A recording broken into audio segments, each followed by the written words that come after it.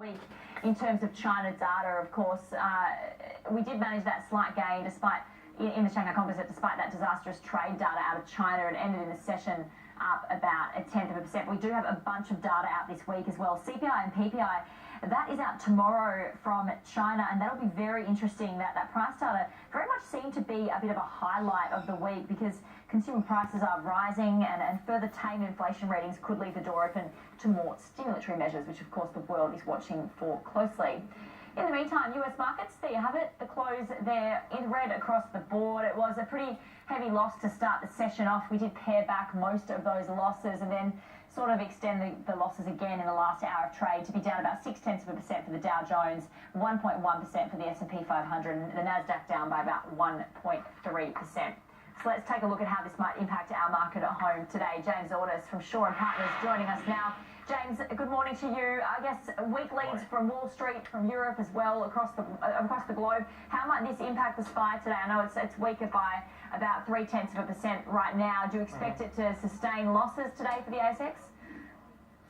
Yeah, we've got that negative 25-point lead on the XJO SPY futures at the moment. So we'll very probably open down around those levels. The banks might hold relatively well, but the banks in the US will offer a fair bit. So the S&P, in terms of its lead, it couldn't hold its 100-day moving average, which it tried to get to over the preceding two sessions, being Friday and Monday. And we've got the Aussie market, which is just holding above its 100-day moving average at the moment. We're probably going to test that today. That's a bit further down than the 25 points that the SPY is indicating at the moment. Aussie dollars obviously held up pretty well, and that's part to do with obviously the commodities holding up in the US, or sorry, iron ore rather holding up, because oil was off significantly. Aussie dollars held fairly firm above 74. There was only a slight dip, very slight dip of 11 cents on the iron ore index price overnight. The futures were off a little bit, the Dalian futures, but they were off nominally as well, relative to where obviously we saw oil move. How much downside risk is there to the Aussie dollar in your view if we do see oil and iron ore continuing now back on this downward trend? I think on a shorter term basis, people would be more looking at iron ore prices for reflection to the Aussie dollar as opposed to oil. I mean, obviously oil is playing a part as well.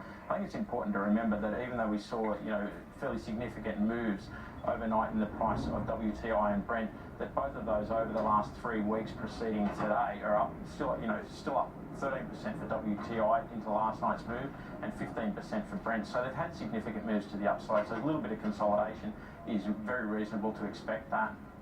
So looking, I guess, forward for the markets globally, we've got a lot of catalysts, macro catalysts out this week. We've got the ECB meeting, we've got monetary policy meetings for Canada as well and New Zealand. How do you expect this to play into equity markets here at home but also overseas? Well, God love New Zealand, obviously, and Canada as well, being a sister country of ours. Their economic data is not going to have as significant a weight, obviously, as whatever Mario Draghi decides to do with the ECB. And that's what people will obviously be watching very closely on the Thursday. So given that they add to monetary stimulus, which is very likely to be the case, and the market expects that, failing that, we'd obviously have a risk-off event.